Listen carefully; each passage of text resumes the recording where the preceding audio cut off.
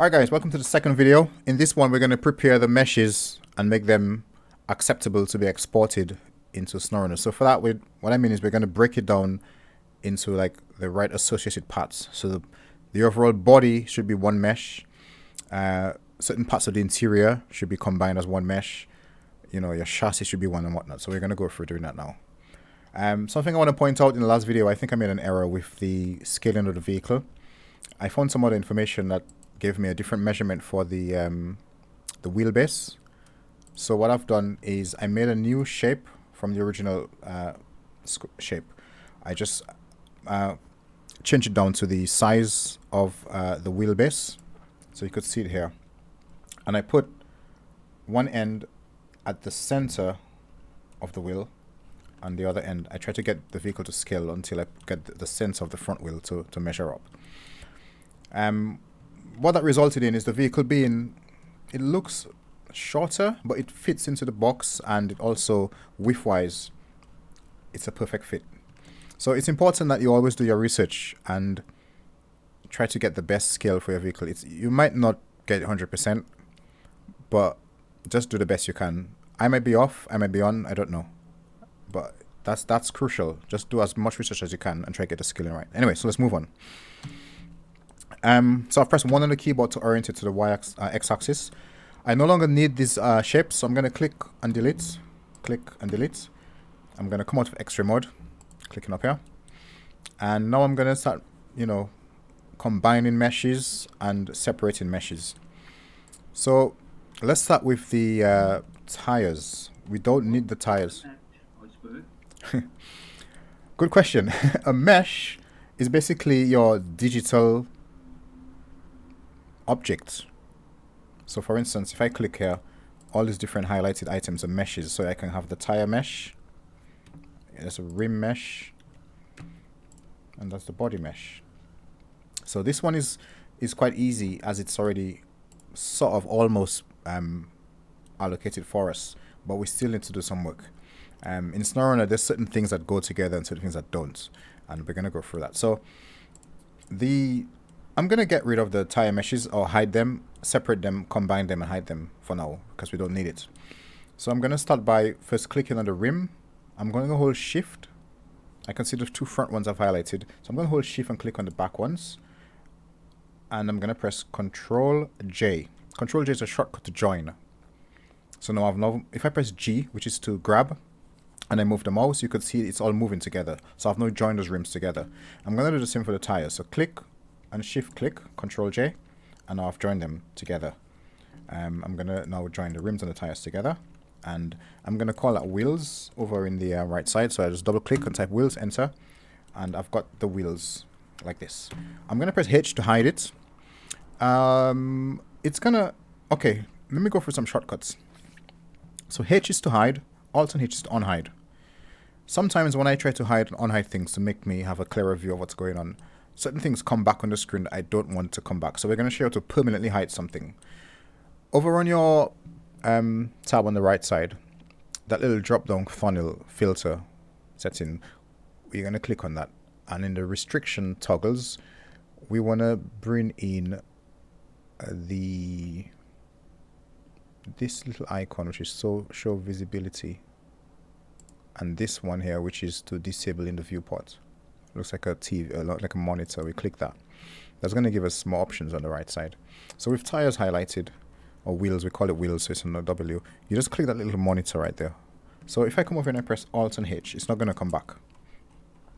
Now, another thing I just noticed, if I press A, you could see the coordinate point, the center point is down here. I did move my modeler, but when I was scaling it, we're going to need to put that back at the 0, 0, 0. It's very important that it's there.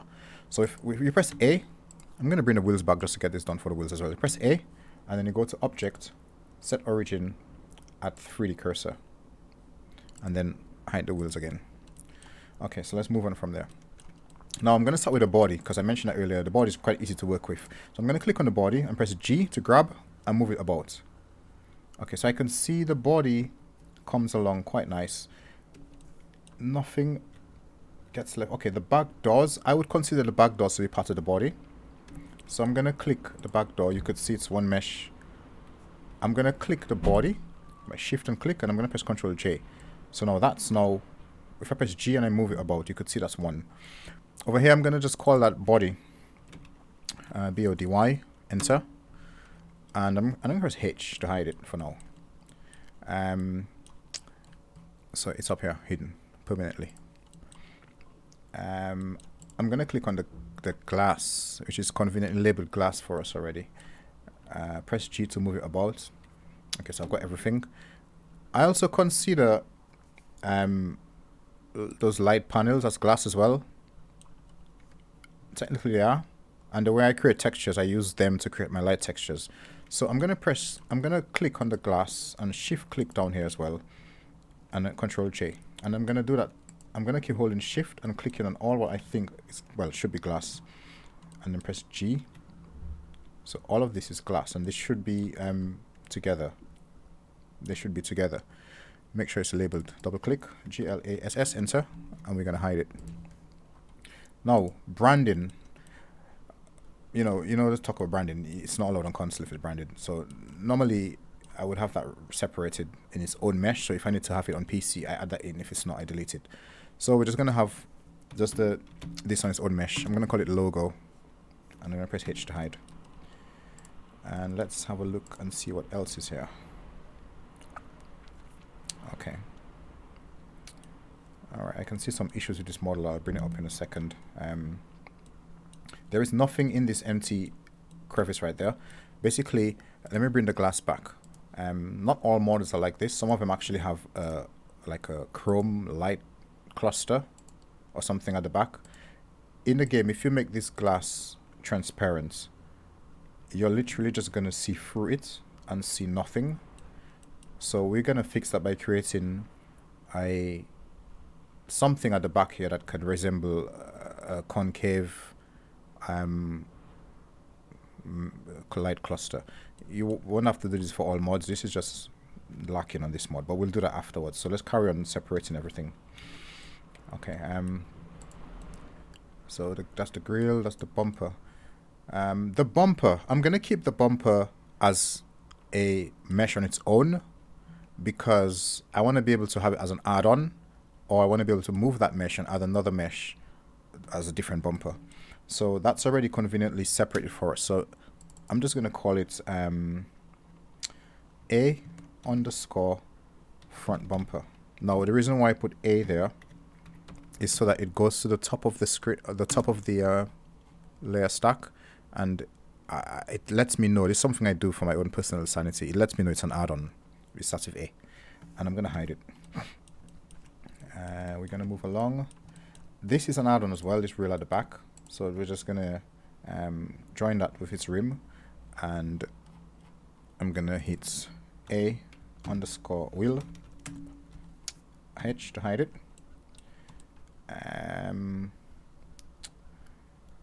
I could actually keep this on the body. If I bring the body back in, go up there to body, bring it back in. Now, I could keep this whenever you import the vehicle into the game. This sits here as standard. Or I could remove it. So I could make that into an add-on as well.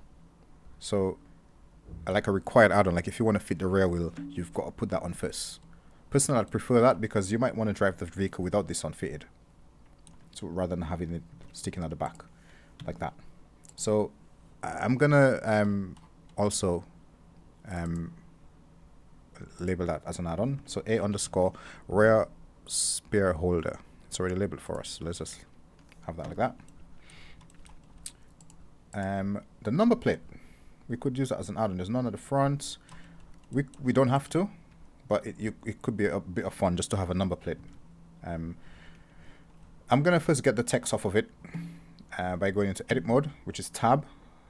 And as you can see, I've oriented the screen so that I'm looking at the back of the vehicle. Control 3, zooming in, and I'm going to edit mode on the bump on the number plate. Hang on, number plate here, X-ray mode, and I'm just gonna highlight the vertices in the middle and use X and V to delete the vertices.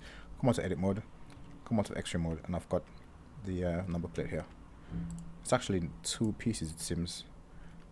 So if I click on the number plate, it's actually got like this bit here and then this holder. The holder seems to be part of a bigger thing. I think let me see what it's labeled. It's labeled as trim. So that's a trim. We're going to separate that. We want this to be separate. So I'm going to go into edit mode on the trim. And I'm just going to hover above this bit and I'm going to press L. L is going to link all of the vertices that I want.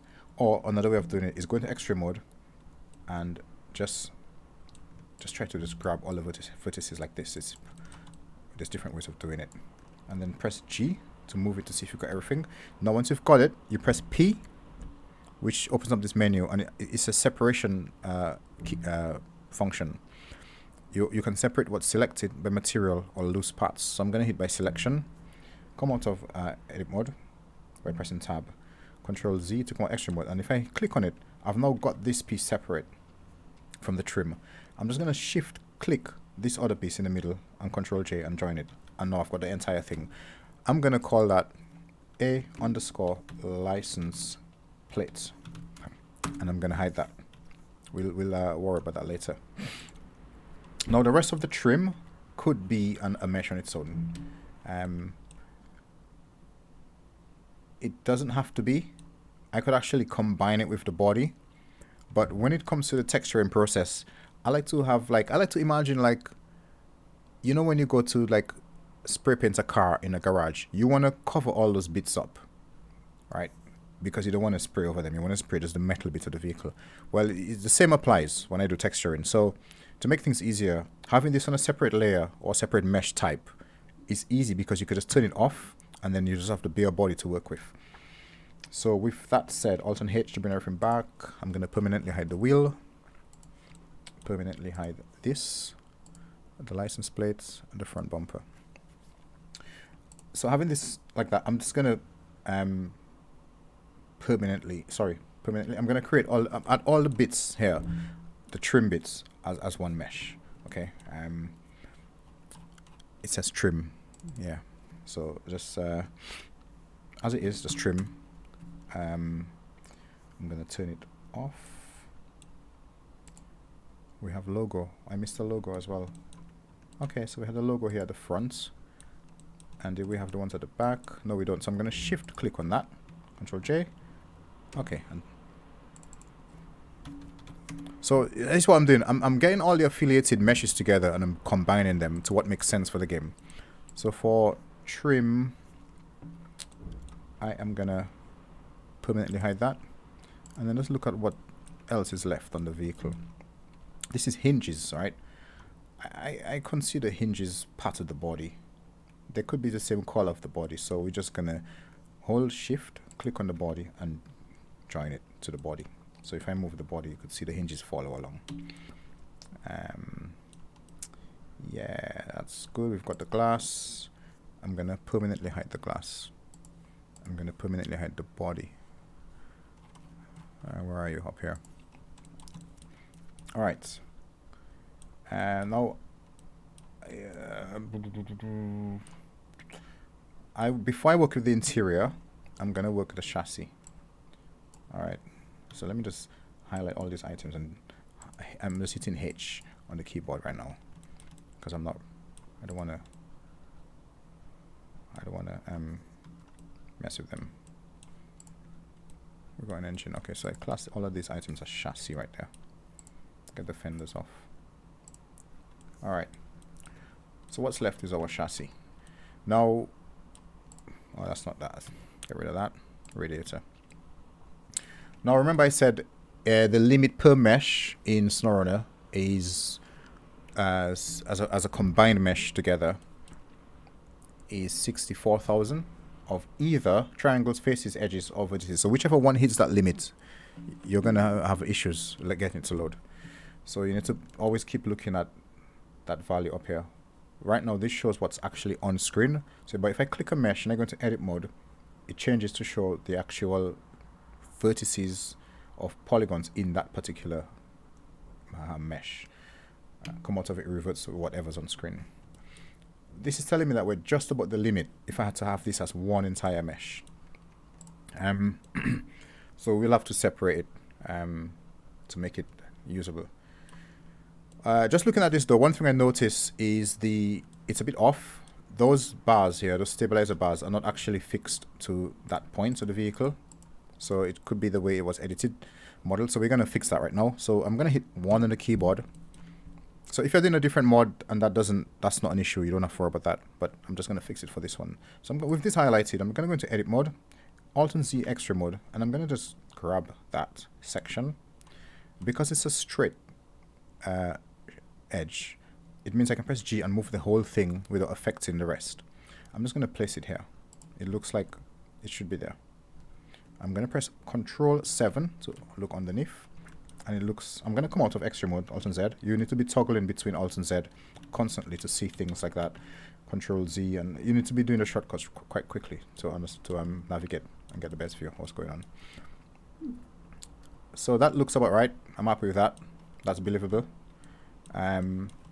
Look at this one over here. That looks believable as well. Yeah, look. So yeah, the model looks good. Yeah, I'm happy with that. Now, something I want to mention as well, whilst we're here. Coils.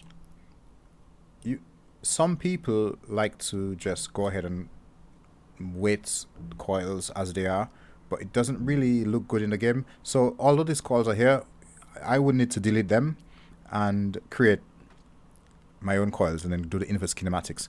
That's for another video, but for now we're going to keep them there because I'm going to use them to give me an idea of how long, thin, and how many coils I need to create. So it's just going to be a placeholder for now, but we're not going to go ahead with those.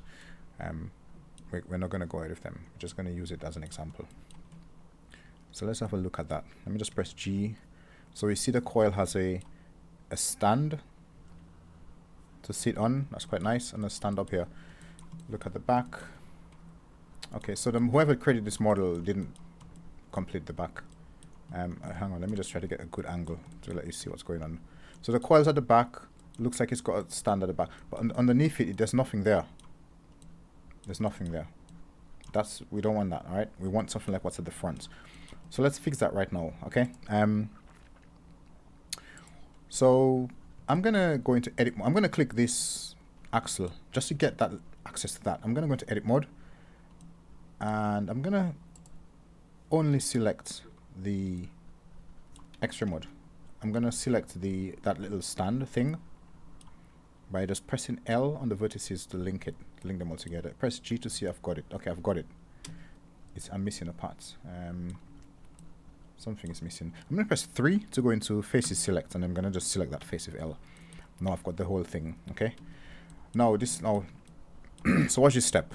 I'm gonna press Shift and D, click on the mouse, right click, left click. I've now duplicated that. Now I'm gonna press P, and we're gonna separate selection. Now if you look over here, I've got 2 of those selected or created. All right. What I've actually done is I've actually duplicated the bit that I've separated the bit I duplicated. I can now press G and X, for instance, and it's still, the original one is still there, but I've just sort of grabbed a piece of it. Okay. So now I'm gonna go into the top view, 7, zoom out. It's always easy to work in very linear views. Notice I'm always going from side. I'm always going from side, front, top view, and whatnot, because it's easier to understand how things are moving in the scene. So I press G and I bring it back here. I'm zooming in on the coil, and I'm gonna place it right here. That's top view. I know that's where it needs to be. Press 1 on the keyboard for side view, and it's almost where I need it to be. I'm gonna press G and Z to move it in the. My keyboard has decided to die now. Great. All right. Just give me a sec. I'm gonna grab some batteries.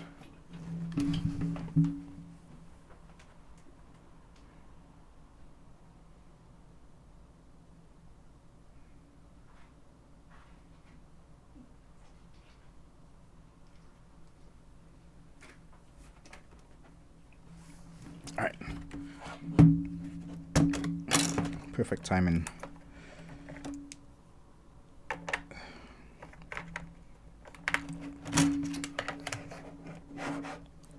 Okay.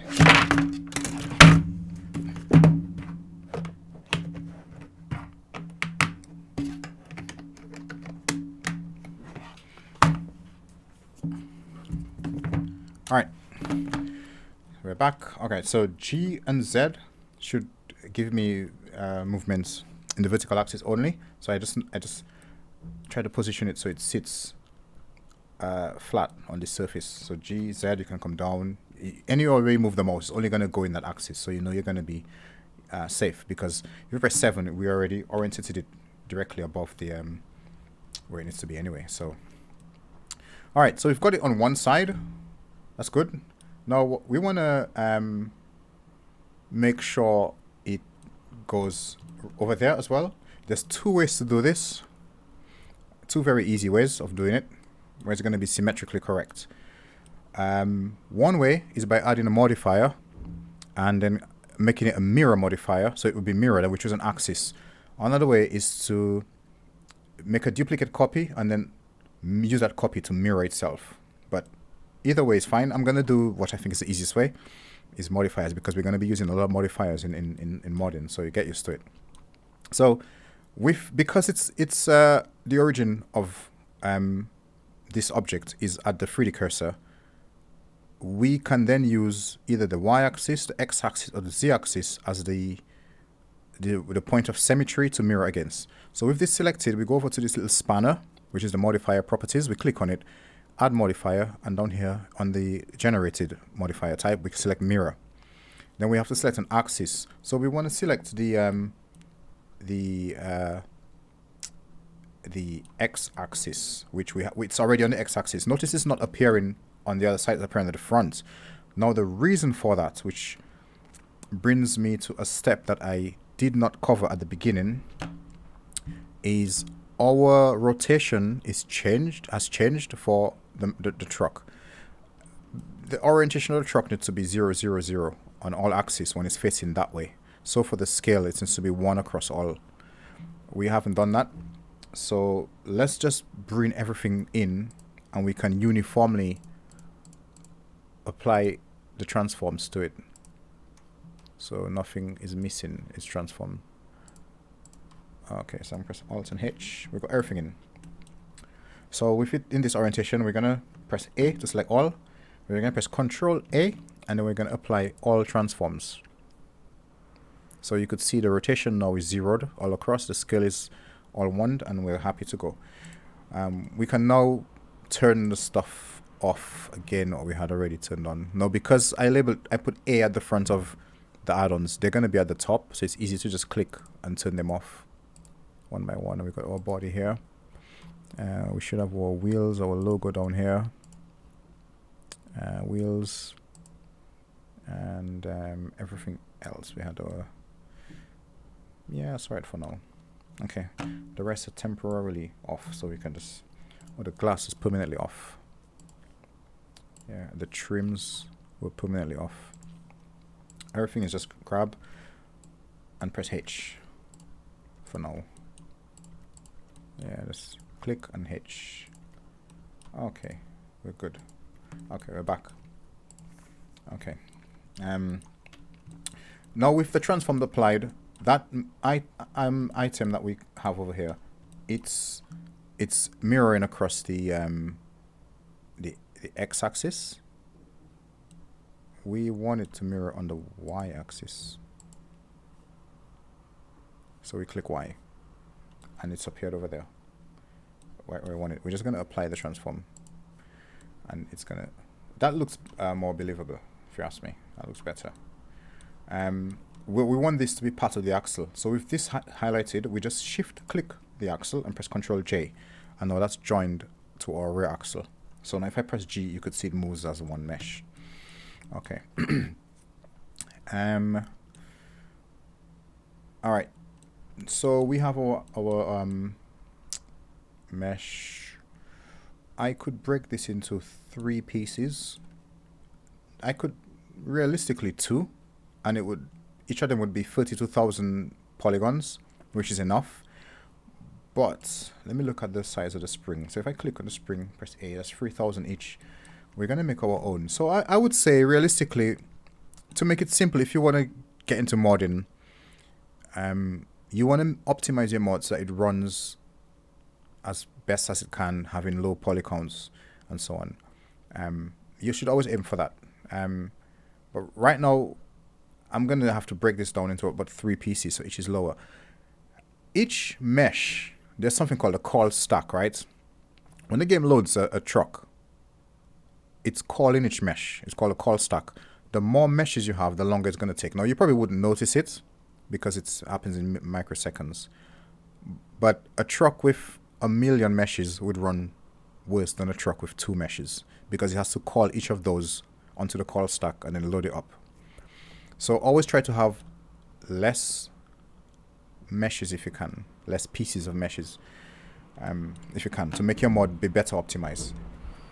I'm going to break this down into 3. So in pieces, I think that makes sense. I'm going to have axle fronts as one mesh. So I'm going to just select those items and click join them until I get them to join to axle 1. That's going to be the chassis up here. So that piece up here is the chassis.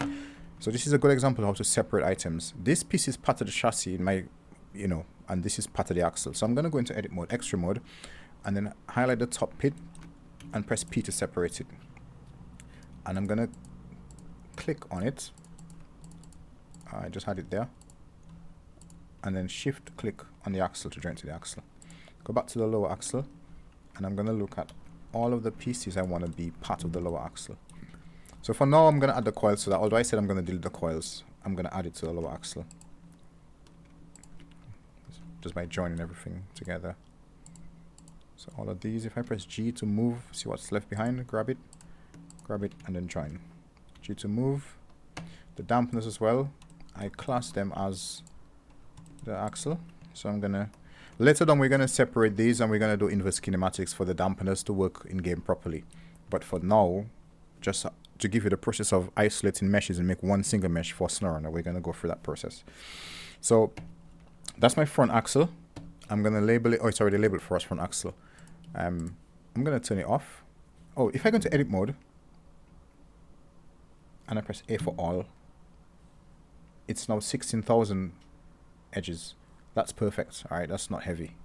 So that's good. That can load up just fine. Let's turn it off for now. And let's do the same to the rear. So I'm just going to grab all of that, Control J, move it about. We've got a bar sticking out here. Click on it, shift click on the axle, Control J, grab it. Okay, that looks good.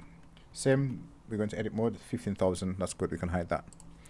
We're left with now the chassis itself, the exhaust and the engine, and that's within 32,000. That's good. I'm just going to join all that together. That's by highlighting it like that. Control J, we need something as the main one, Control J, and I'm going to call it chassis. Now, something I want to mention, although I'm creating separate meshes for SnowRunner, they will all be combined as one mesh when I go to create the texture process. So there will be one texture for everything. Axle front, axle rear, and chassis doesn't need their own texture maps. I'll go through that later on. This is just how to get the meshes into separate pieces into SnowRunner. But they will all still be using the same texture map. And that way, saving on RAM when it goes to console. Because multiple maps is what eats up textures. Multiple texture maps is what eats up RAM. Okay, so...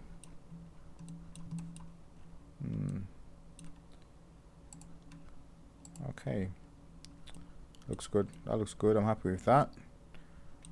I am happy with that. Now, okay, so let me bring everything back in. Okay, so we've got our chassis. We can permanently hide that. Sorry, what did I just do? That was the wheels, wheel arch. No, I want this. Okay. Now we're moving on to... we still got some exterior bits, so let's deal with that first.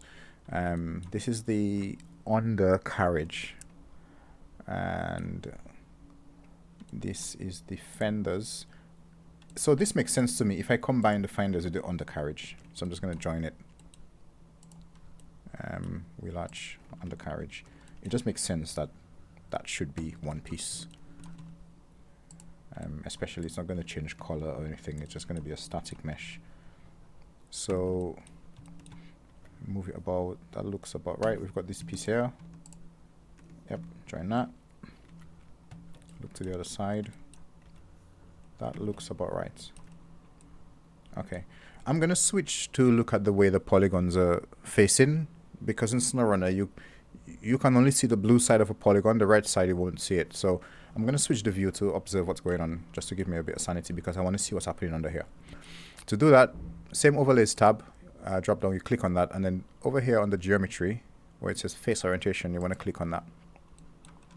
So the blue side is the, well, a polygon has two sides, but there's only one side you could visually see, and that's the blue side. So this undercarriage bit doesn't have any red going through, or else if your vehicle rolls over, you're gonna see straight through it, which looks weird. If I bring the body in as well, let me see what parts the body covers up. See, so the body and there's a little gap between the fenders and the body, which is maybe not weird if you're driving along. I'm guessing this bit is where the trims come in. Yep, okay, so the trims cover that up. That's okay. Now, this is what a problem would be. You bring the glass in, and because glass is transparent, you're going to see straight through that, and possibly through to the ground. Even if the glass was on, because glass is transparent, and red, you just see straight through red. So driving the vehicle like that, it would just go straight through the ground. Which is a bit weird, but we'll fix that. This is where we have to do some editing. Alright, this is not too bad. The only thing I don't like right now is this gap right there. It's not too bad if you roll the vehicle over, which is... we could actually do some editing to fix it. Let me see how hard it would be. This is not something you have to do for every mod.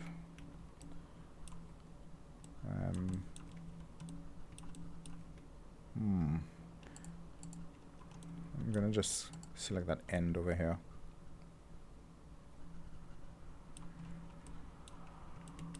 And I'm gonna press GY. How far do I need to go? Let me go upside down. GY. No. I'm moving the entire mesh, aren't I? No, that's not the mesh I want.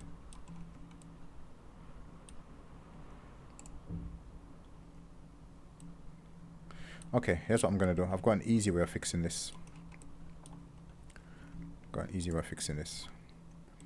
So I'm gonna select the undercarriage bit, which seems to be the bit that has the issue, not the body.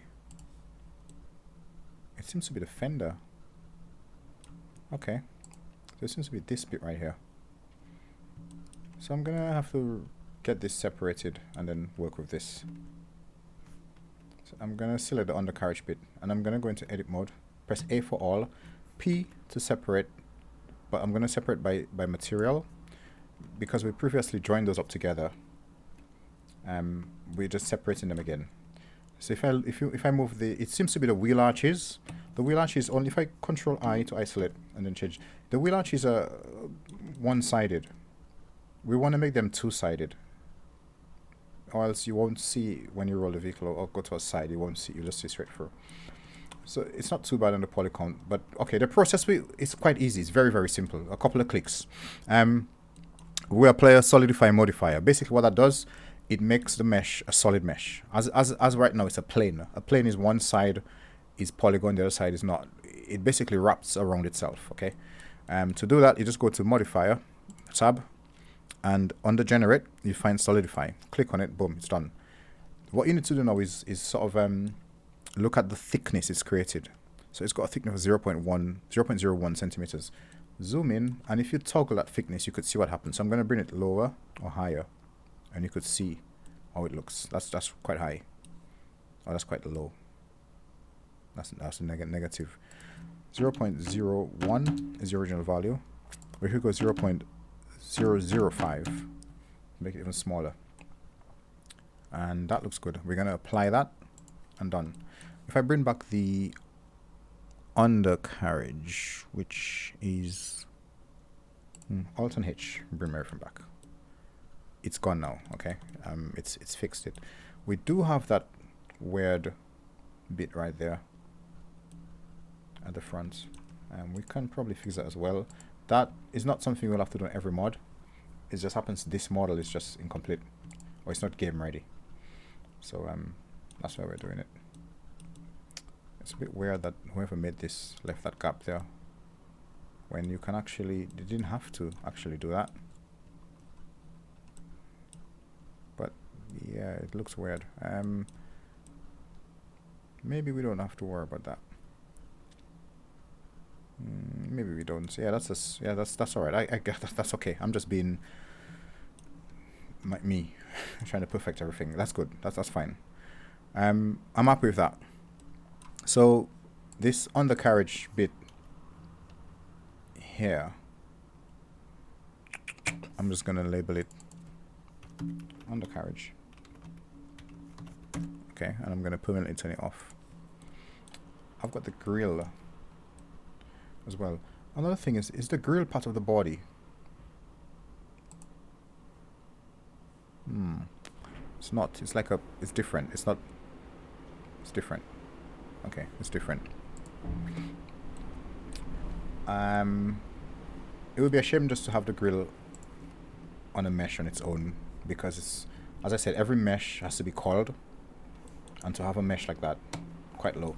So I would probably attach it to the trim mesh. Yeah, I'll attach the trim mesh. Yeah, so where's the trim mesh? It's that one right there. And okay, so click that, join it to that, and then we've got this mesh as well. The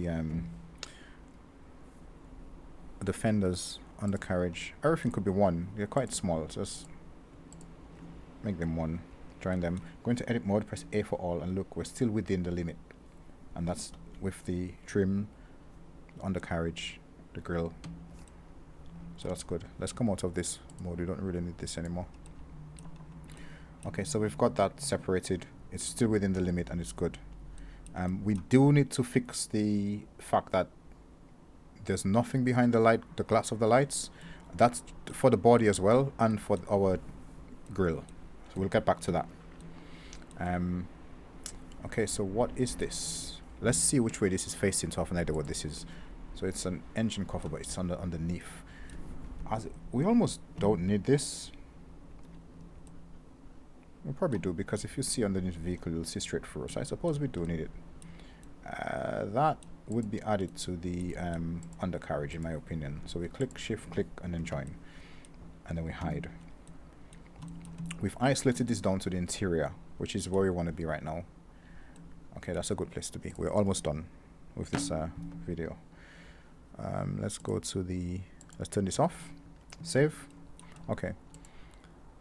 So this bit, is this inside or outside? Now we need to make sure we distinguish inside and outside parts, because in SnowRunner, outside parts get dirty, they're covered in snow.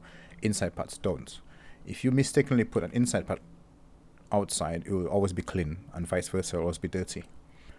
So I'm going to bring the body back in and see if the body covers this up. Just toggle the body. So the body doesn't seem to cover this up. So this is part of the body right there. So I'm going to click on that and move it about. Yep.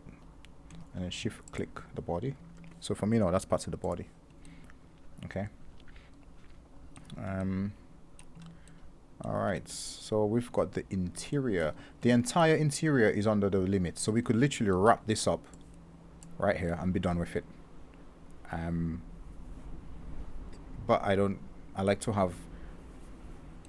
like to distinguish parts inside of a vehicle. I like to have parts that are higher details and parts that are just basic. You don't see it. It's just basic.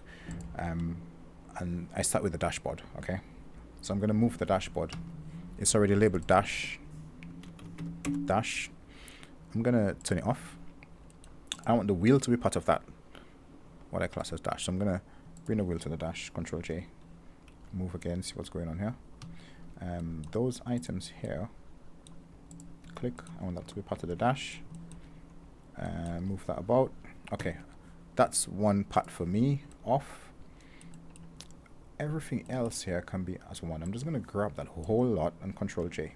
Oh, it won't join if you just grab the whole lot, because it needs a parent. It needs a part to be, even though they're all already into the yellow one. So if you have everything selected, shift and just click anything to just change the color and then Control J, and it will join to that. I'm just gonna call this interior. Okay, interior. All right. Interior, I'll just call it all, and then here interior dash. I've separated because I want this to be higher details, so when you're driving in the vehicle you have a better polished dash, and you'll see why later. And yeah, but there's more work that needs to be done. If you want gauges, then you need to further come in here and be able to create those gauges. Okay, if you want a display screen, you need to be able to